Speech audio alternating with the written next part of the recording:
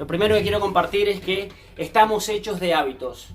Somos un compendio de hábitos para absolutamente todo, para vestirnos, para alimentarnos, para estudiar, para relacionarnos, para expresar emociones. Casi todo es en piloto automático. Casi el 80% de nuestras actividades son en piloto automático. Entonces está bueno tomar conciencia de cómo se instalan los hábitos, porque muchas veces se hacen, de hecho la mayoría de las veces se da sin nuestro permiso. Se instalan los hábitos en nuestras vidas, un pastel un día, otro pastel otro día, y así multiplicado por los años da por resultado una mala calidad de vida o tiene efectos importantísimos en la vida de las personas. De hecho, impacta muchísimo en la salud, en la riqueza, en las relaciones, en el desempeño, en nuestros logros. Todo depende de los hábitos y no nos damos cuenta, pero decimos, bueno, hoy me lo permito y mañana lo mismo, y de a poco se van instalando, y al principio es una vez por mes, luego es 2 veces por mes, luego una vez por semana, luego empieza a darse esa conducta varias veces por semana, y luego tenemos esa conducta todos los días y cada vez estamos más lejos de las metas. Entonces eso tiene un fortísimo impacto en todos los aspectos, ya te digo, en tu economía, en tu salud, en tus relaciones afectivas, en tus relaciones profesionales. Los hábitos tienen un fuerte impacto, y ya les digo, somos producto de nuestros hábitos. Somos un compendio de hábitos. La mayoría de las cosas las hacemos en piloto automático.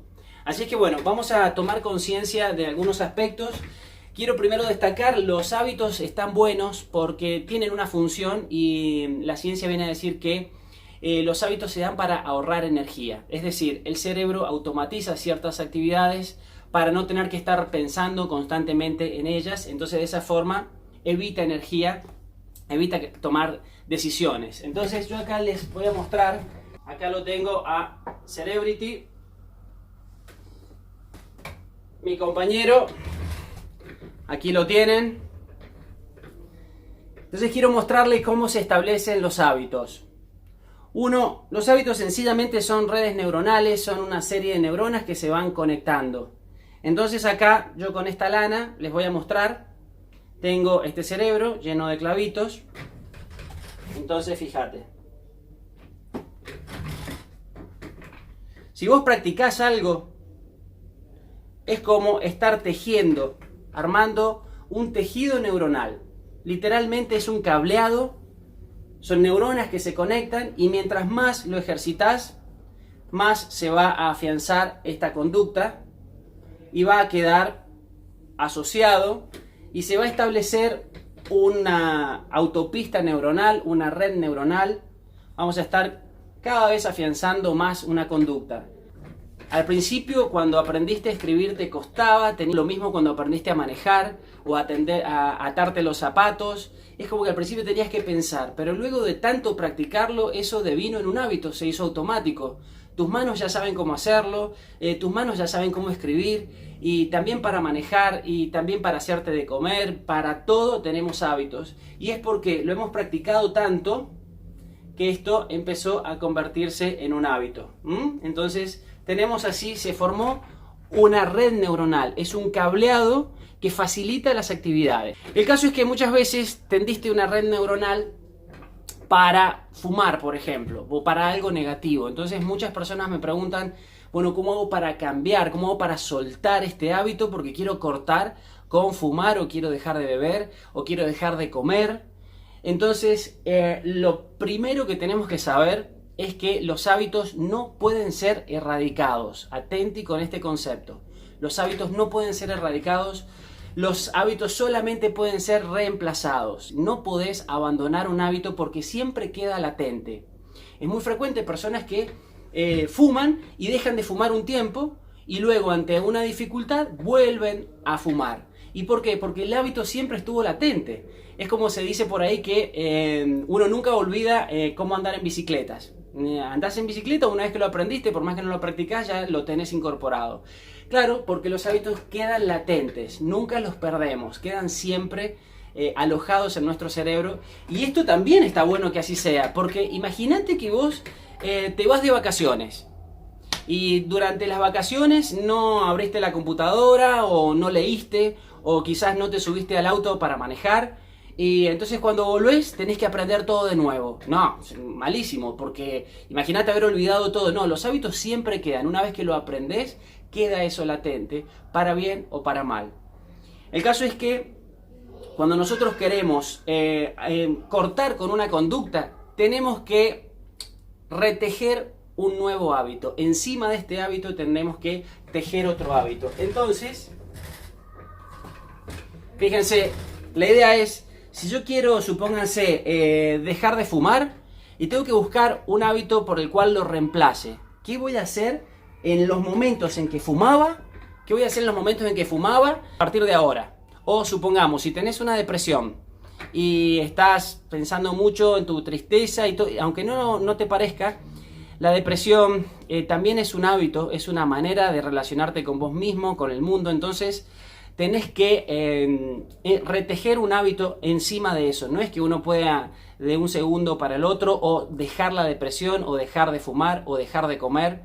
Lo que necesitamos hacer es tejer un hábito encima de esto. Entonces, supongamos, si yo tengo acá la conducta de comer en exceso, de beber, de fumar, o puede que tenga la conducta de morderme las uñas, en fin, hay un montón de vicios. Entonces, ¿qué tengo que hacer? Tengo que tejer una conducta nueva por encima de esto.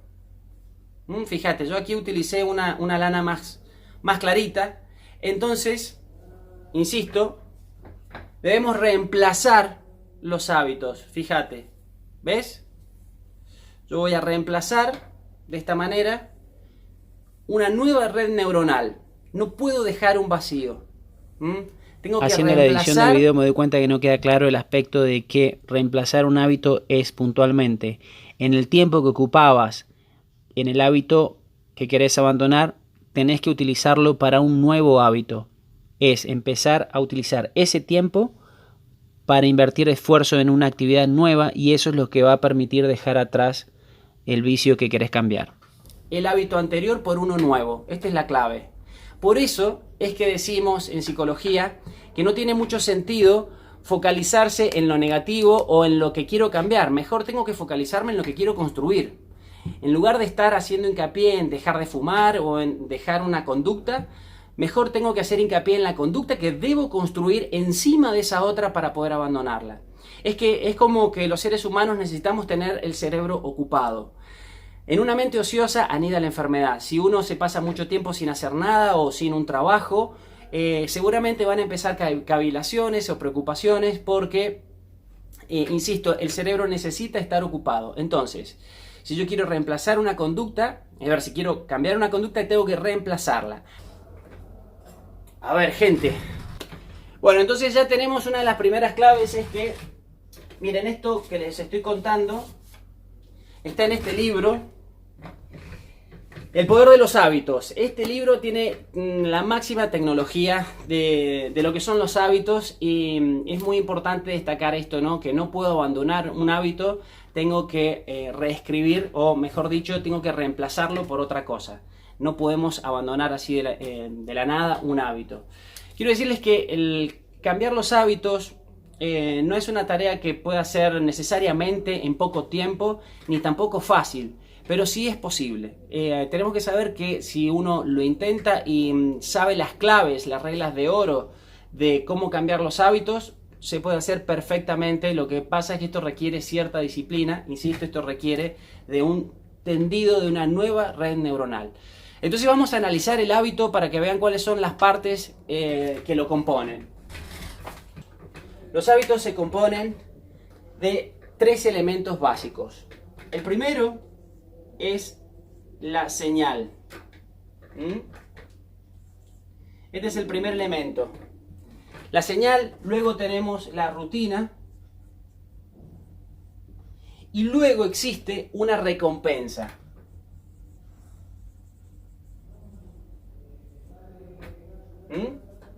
Entonces, señal, rutina y recompensa. Por ejemplo, ¿cuál es la señal? Para comer. Supongamos puede ser una señal para comer. Y la señal puede ser que estés aburrido, o también puede ser otra emoción, que puede ser la tristeza, o puede ser incluso el enojo. Entonces, estas son señales. Las señales pueden ser casi cualquier detalle. Puede ser, por ejemplo, que te llegue un mensaje, puede ser una publicidad persuasiva para comer un chocolate, puede ser cualquier situación, puede ser una señal que gatille el hábito. Por ejemplo, les cuento una persona que tomaba alcohol. Entonces le pregunto, digo, mira, seguramente empezaste a tomar alcohol en alguna situación en la que estabas estresado, entonces probaste y el alcohol representó un pequeño alivio. Representó un alivio a ese malestar.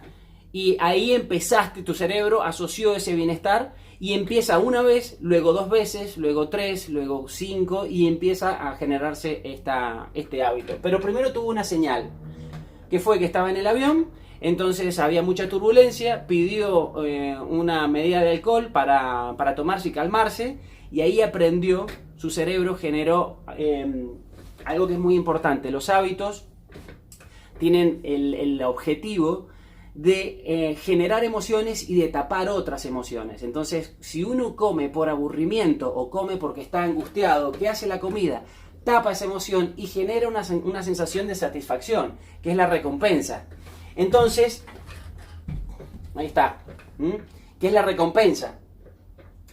Entonces, empezaron, sí, una señal fue lo que gatilla. Insisto, la señal puede ser casi cualquier cosa, una discusión con alguien, se inicia, luego viene la rutina. La rutina es justamente el hábito mismo, lo que queremos cambiar. La rutina es el hábito en sí mismo. Y luego del hábito viene la recompensa, que ahí fija la conducta. Yo sé que para los europeos y los argentinos esto nos va a sonar un poco conductista, pero bueno, esta es una teoría, yo las respeto todas, como psicólogo las estudio a todas, me parecen interesantes, pero y vale la pena mencionar porque esto tiene muy buenos resultados. Entonces, señal, rutina, que es la conducta, el hábito en sí mismo, y luego viene la recompensa. Por ejemplo, se estudió mucho, las empresas buscan que los productos que venden sean parte de los hábitos de las personas. Entonces, si el producto que venden es parte de los hábitos diarios, entonces se garantizan grandísimas ventas, porque imagínense todas las personas consumiendo esos productos todos los días. Por ejemplo, las pastas de dientes. La pasta de dientes es un producto que lo usamos todos los días, entonces por eso hay tanta competencia, tantas publicidades, porque las marcas buscan meterse en la vida de las personas.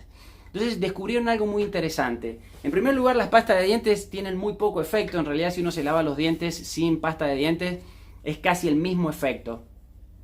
Segundo, ¿por qué buscamos la pasta de dientes? Porque tiene una recompensa muy importante, que es la sensación de frescura en la boca.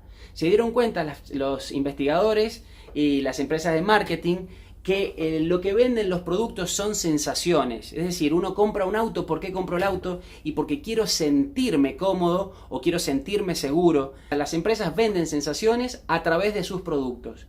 La recompensa lo que busca es generar emociones de satisfacción y por otro lado tapar emociones también. Las adicciones, ¿por qué se dan? Y porque a través de las adicciones a las drogas las personas tapan emociones displacenteras y generan emociones de éxtasis, pero por supuesto tiene efectos secundarios muy negativos. Pero esto es un hábito, o un hábito también puede ser lo que es una adicción, algo que uno no puede dejar de hacer. Entonces, ¿qué tenemos que hacer para poder reemplazar los hábitos?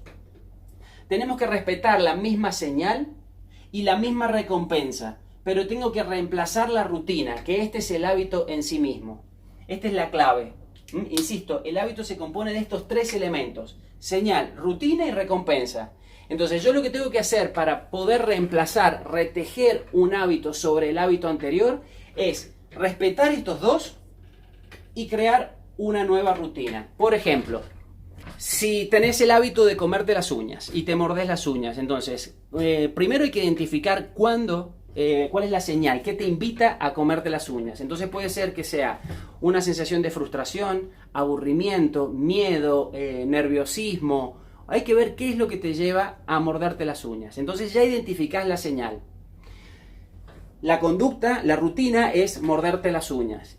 Y la recompensa es una sensación de satisfacción, de bienestar que uno siente cuando muerde la uña. Esto es muy al detalle, pero así funciona. Entonces, ¿cómo podríamos reemplazar este hábito y tejer uno nuevo? Y tengo que hacer, ya les digo, no puedo dejar de comerme las uñas porque eso es un intento bastante difícil de lograr. A las personas cuando se les pide que deje de comerse las uñas o al que fuma que deje de fumar, ya te digo, los hábitos no se pueden abandonar, quedan latentes. Lo que tenemos que hacer es reemplazarlos. Entonces, respeto la señal y tengo un nerviosismo o estoy aburrido. Y entonces, ¿por qué lo voy a reemplazar? Y lo puedo reemplazar por ejemplo, en el caso de comerse las uñas, puede ser que la persona se meta las manos a los bolsillos y con una mano se rasque, o que en ese momento se ponga a hablar con alguien, y ese contacto corporal o ese conversar con alguien va a ser el efecto de la recompensa. ¿Qué hemos respetado? La señal y la recompensa, y hemos cambiado la conducta. Pongamos el caso en el libro este que les mencioné, El poder de los hábitos, del hábito. Hablan del caso de Bill Wilson, que es el creador del sistema de Alcohólicos Anónimos, que tiene 12 pasos, y entonces analizan por qué ha sido tan efectivo y por qué justamente ellos respetan estas dos partes y reemplazan la rutina. El alcohólico siente, una vez más, una sensación que puede ser de tristeza, de angustia, un malestar. Entonces, a través del alcohol busca, tapa esa emoción y genera otra emoción. Que puede ser la de desinhibirse o de cierta liviandad, en fin. Entonces, la señal es esa angustia.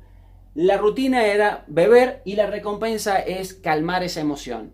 ¿Qué hizo esta persona? Y les respetaba la señal cuando la persona tenga ganas de beber, cuando tenga ese gatillo, ese impulso o ese antojo de beber, se les pedía que se juntara con las personas de Alcohólicos Anónimos. Entonces, en lugar de beber, se juntaban con personas. Y tenían la recompensa, que cuál era, una sensación de satisfacción, de no sentirse juzgado, de sentirse aceptado, de poder conversar, de desinhibirse, de ser genuinos, de ser sincero, que es lo que un poco lo que buscan los alcohólicos a través del alcohol, ¿no? Tapar ese juicio ajeno, que es en realidad un juicio personal, donde ellos se sienten incómodos. Entonces, a partir de una señal y la misma recompensa, se cambia la rutina y fue efectivo. Hay otras claves más que son muy importantes destacar. Además de esta que es la regla de oro, tenemos que entender este elemento. Es fundamental la creencia de que se pueden cambiar los hábitos. Cuando una persona desarrolla una creencia de que sí puede, eso ayuda muchísimo. Cuando uno no tiene la creencia de que es posible, lo intenta, pero si uno cree que no es posible, va a estar auto-boicoteándose. Entonces, una de las mejores maneras de establecer esta creencia de que uno puede cambiar los hábitos justamente es en grupo. Por eso son tan efectivas las terapias de grupo. Cuando una persona tiene ataques de pánico, entonces inicia una terapia de grupo y otra persona le dice, mirá, yo sentí esto, entonces describe las mismas características y dice, sí, eso me pasa a mí. Y finalmente le dice, y logré sanarme, le genera la creencia de que es absolutamente posible. Este es el efecto que tiene también Alcohólicos Anónimos, que al ser en grupo genera inmediatamente la creencia en la otra persona que está a merced de este vicio. Un vicio es un hábito negativo, una virtud es un hábito positivo. Ambos son hábitos, solo que uno es negativo y el otro es positivo. Entonces, cuando uno está a merced de un vicio, realmente la persona siente que no lo puede cambiar, que está justamente a merced de eso, que es víctima de esa situación y que no puede salir. Cuando habla con alguien que sí salió, se genera la creencia.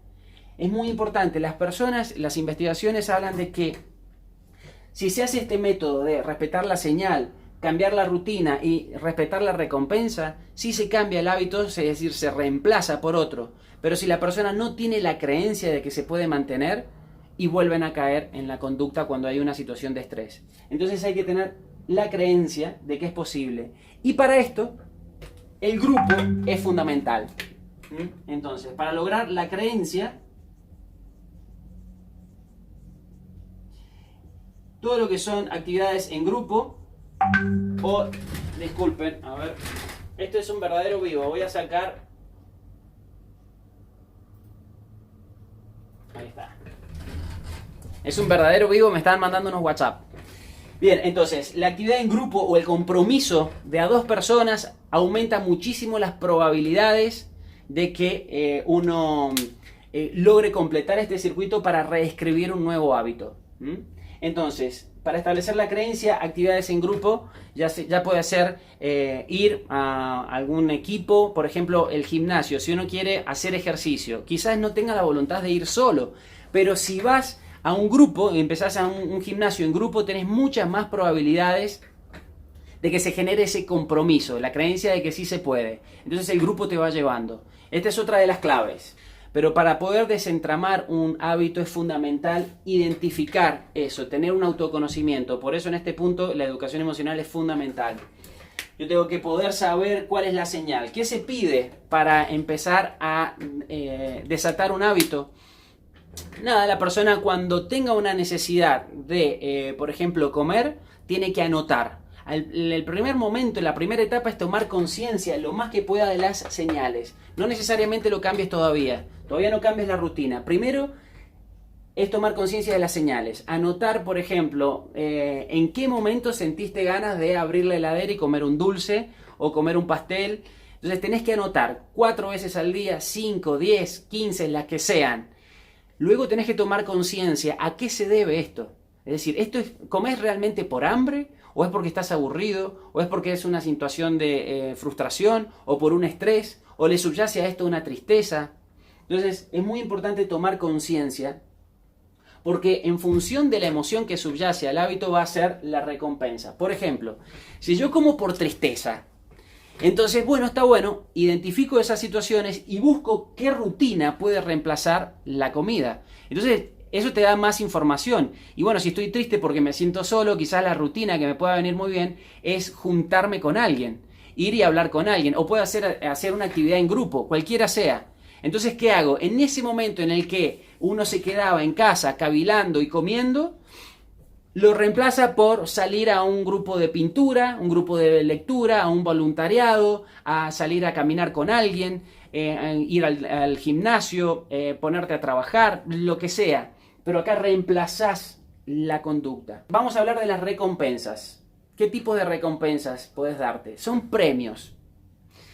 Los premios pueden ser de cualquier tipo. Por ejemplo, si vos en el trabajo fumás, ¿por qué fumás? Primero, identifico la señal. ¿Qué me hace llevar a salir y fumar? Y quizás sea un momento en que necesite estirarme, o que estoy estresado, o que estoy aburrido, o que estoy frustrado. Entonces lo más importante es poder identificarlo. Y cuando uno fuma tiene la recompensa de esa satisfacción, pero puedo obtener la recompensa cambiando la rutina, que puede ser, bueno, si yo fumo por aburrimiento, y bueno, puedo permitirme 15 minutos de estar navegando en internet, en Facebook, o puedo permitirme ver televisión, o salir a dar una vuelta a la manzana, ir y hacer las compras del día, no sé, cualquier cosa, pero lo que buscamos es reemplazar la conducta y generar una recompensa. Los hábitos son difíciles de cambiar y no todo funciona para todos.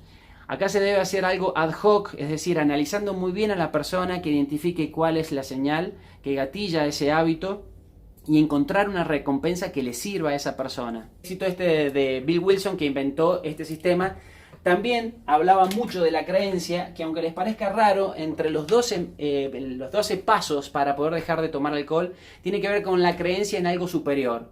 La creencia también en Dios o en la energía del universo, llámenle como ustedes quieran. Esto parece raro que en un método tan probado, que funciona tan bien, tenga que ver con ese tipo de creencias, pero sí es así. Entonces la creencia de que es posible y de que también en algo superior, eso ayuda mucho. Por otro lado, otra de las características es que se pide que los hábitos se pongan, o los objetivos se pongan por escrito. Las personas que ponían por escrito los objetivos, es decir, esta semana me comprometo a salir a caminar, esta semana me comprometo a leer 20 páginas de un libro, esta semana me comprometo a llamarle a 2, suponete que estás aislado, a llamarle a 2 personas para juntarme a tomar mate o a tomar un café. Las personas que ponían por escrito iniciaban 3 veces más rápido el cambio de hábitos que las personas que no lo ponían por escrito. Por otro lado, otra investigación muy interesante, habían personas que anotaban sus objetivos y habían otras personas que solo los tenían en la mente. Decía, bueno, yo quiero lograr tal cosa, mientras que otros los ponían por escrito. Luego de 10 años, escuchen esto que es curioso, es muy interesante. Solo de estas personas que lo ponían de una muestra total, solo un 3% lo ponían por escrito y el restante 93% lo tenía en la cabeza y no lo ponía por escrito. Resulta que luego de 10 años, este 3% de personas había logrado en términos económicos más que el restante 97% juntos. Es decir, que verdaderamente es muy poderoso poner por escrito los objetivos. Por otro lado, insisto, poner por escrito las señales en cada momento en que te sentís tentado a tener un hábito que querés cambiar. Identificar la señal, toma conciencia de cuál es la recompensa, para qué te está sirviendo este hábito, y eso te va a permitir reescribir, establecer una nueva red neuronal, que insisto, es tender por encima de la red neuronal que ya está, de ese hábito de comer o de fumar, tenés que tender por encima de una nueva tarea. Quiero que sepas que las recaídas son normales. Es decir, ya sabemos que van a haber recaídas en la mayoría de los casos. Entonces, a sabiendas de que vamos a tener recaídas, tenemos que estar preparados para ellas, aceptarlas como parte del proceso. Uno cree que es volver atrás, pero en realidad no es volver atrás por completo, porque uno sube y cae, pero ya no cae al mismo nivel desde el que partió, sino que caes un poco más arriba y volvés a subir, y así hasta que luego de un tiempo las recaídas desaparecen. Hablando de esto del reescribir, quiero contarles también que en cuanto a la rehabilitación de personas con adicciones a las drogas, se han hecho un montón de investigaciones y hay una que es muy interesante. Habían personas que, tres grupos. Unos eran enviados a cumplir con un tratamiento, es decir, no era algo hecho desde su propia voluntad, sino que era algo impuesto. Entonces estas personas hacían el tratamiento, estaban sobrias durante el tratamiento, pero es fácil prever que apenas terminaban el tratamiento, ante cualquier frustración, caían nuevamente en las drogas. Un segundo grupo que había tomado la decisión en forma genuina de cambiar, iniciaban el tratamiento y como era una decisión personal, ¿sí?, lograban sostener este periodo de sobriedad hasta, en el máximo de los casos, hasta 2 años, pero todas las personas cayeron al consumo dentro de esos 2 años. Pero hubo un tercer grupo muy interesante, que es no solo el que había tomado la decisión de cambiar, sino que aquellos que habían reemplazado la conducta. Es decir, aquellos que en lugar de ahí donde consumían drogas, empezaron a hacer ejercicio y entre comillas se volvieron adictos al deporte, o aquellos que empezaron a hacer actividades de voluntariados o actividades que tenían que ver con la religión, estudio, en fin, se volvían adictos a estas nuevas conductas. Es decir, habían logrado esto que estoy proponiendo acá, que es reescribir una nueva red neuronal, un nuevo tendido, un nuevo cableado por encima de aquel anterior. No tenían recaídas ninguno tuvo ninguna recaída en los siguientes 6 años haber iniciado ese tratamiento. A partir de los 6 años empezaban a tener estadísticamente algunas recaídas. Entonces, ya sabemos por todos los medios más que comprobado que los hábitos no se abandonan, siempre están latentes, tenemos que reescribirlos, tenemos que reemplazarlos por otros. La manera más fácil de hacerlo es respetando la señal y la recompensa. Todo lo que puedas hacer de poner por escrito cómo te sentís al momento de querer tener la conducta te va a ayudar. Poner por escrito los objetivos también es otra clave. Y por último, mis queridos amigos, les cuento el poder de las crisis. Las crisis son muy poderosas al momento de cambiar hábitos. Todo lo que es una mudanza, separación, inicio de una relación, el nacimiento de los hijos, todas estas son circunstancias de, por supuesto, fuerza mayor que genera nuevas situaciones que hace que podamos abandonar con mayor facilidad los hábitos. Entonces, las crisis son momentos de un quiebre biográfico, son rupturas que son dolorosas. Los seres humanos las vivimos con dolor porque tenemos que soltar lo anterior, pero en realidad las crisis son una hermosa oportunidad para establecer nuevos hábitos. Tan es así que las grandes corporaciones están muy atentos de los embarazos, de las mudanzas, de los divorcios de las personas, porque buscan en ese momento llegar y seducir con sus productos, porque saben que esa es una etapa fértil, es como un momento en el que tenemos mayor pegajosidad para tener nuevas redes neuronales. Entonces, ese es el momento ideal de establecer nuevos hábitos. Yo les cuento una anécdota de un tratamiento que hice con una familia. Resulta que atendía a un chico, por supuesto no voy a dar los datos ni información, es confidencial, pero se trataba de un chico que tenía encopresis. Encopresis es que se cagaba encima. Y bueno, entonces buscamos tomar conciencia de qué pasaba a nivel familiar. También logramos hacer cambios, una reingeniería familiar donde habían límites, donde habían más controles, donde había otra expresión de la afectividad. En fin, se lograron los cambios que deseamos. El chico empezó a controlar esfínteres perfectamente y este cambio duró 1 mes y medio. Es decir, todo funcionó bien, pero luego de un tiempo volvimos a caer. Entonces era que intentábamos y yo al final hablé con esta familia que mi postura ética es: cuando los ayudo, fantástico, les doy el alta, pero si no puedo ayudarlos mucho, tengo que dar el alta, derivar y decir: me declaro impotente, no los pude ayudar, tengo que derivarlos y que busquen ayuda por otro lado. Entonces le expliqué a la familia: miren, ya hemos intentado todo lo que sé, hemos logrado estos cambios, pero si no mantenemos este hábito de controles y de hacer esto que habíamos propuesto, que sí nos había dado resultado, no va a funcionar. Yo, como última estrategia, les propongo... Era un chico grande, tenía 15 años, así que imagínense la complicación de la encopresis.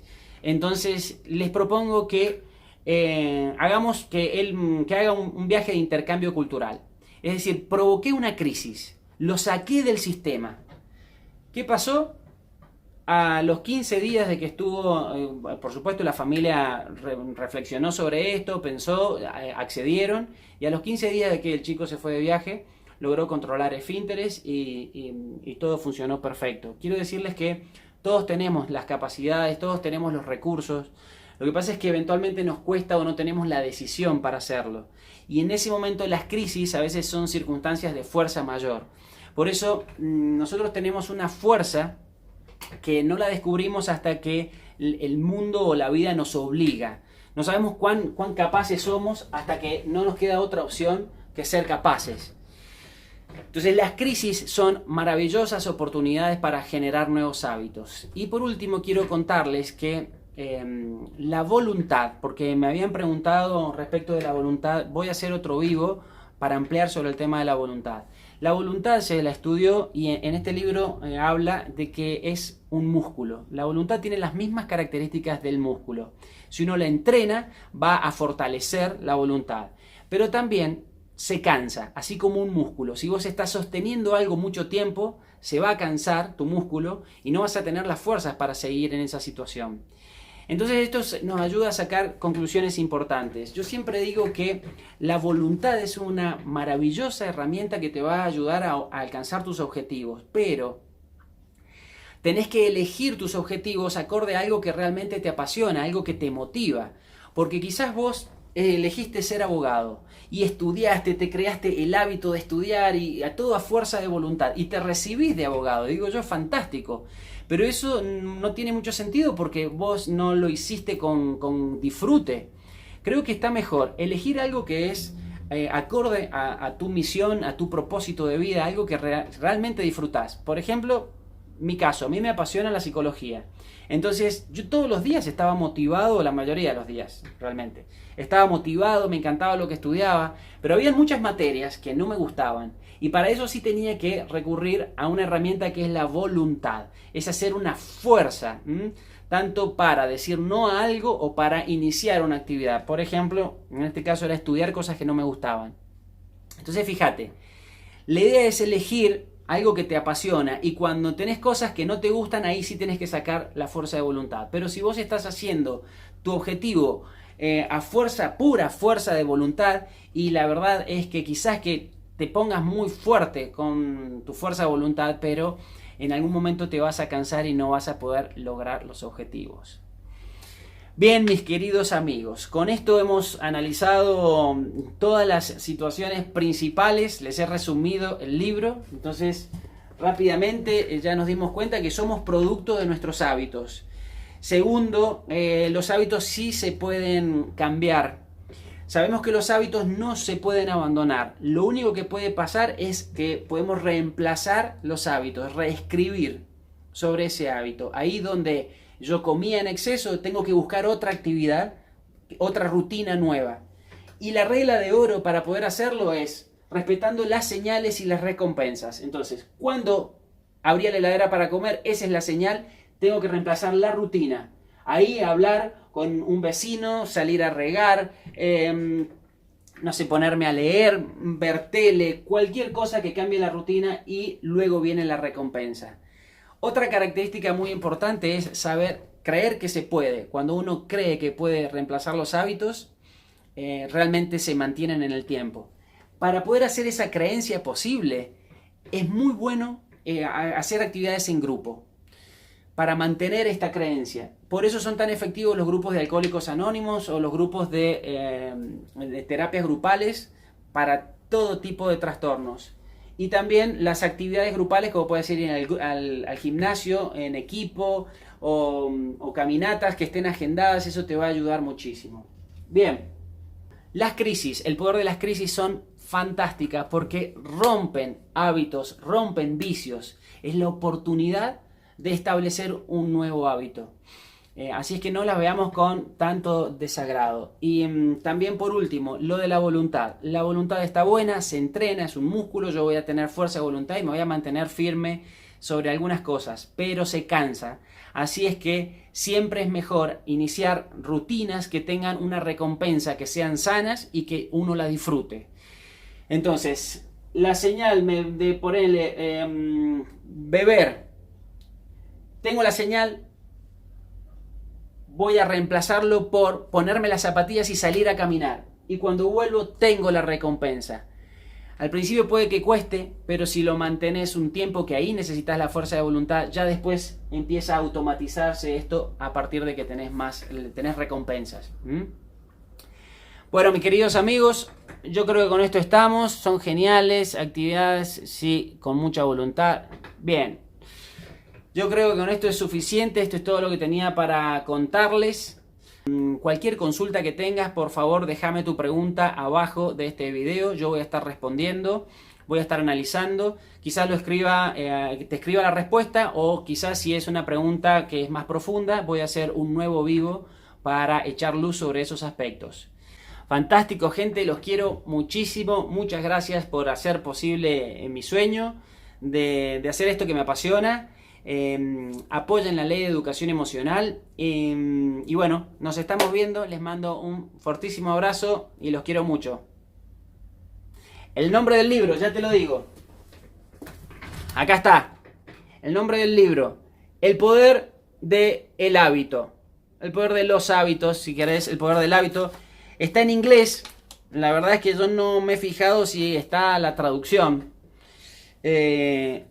Charles Duhigg es el autor. Charles Duhigg es realmente muy bueno. Es un super bestseller del ámbito de los hábitos. Así es que aquí tienen la bibliografía. Bueno, ahora sí, los quiero mucho. Gracias, gracias, gracias. Hasta la próxima. Adiós.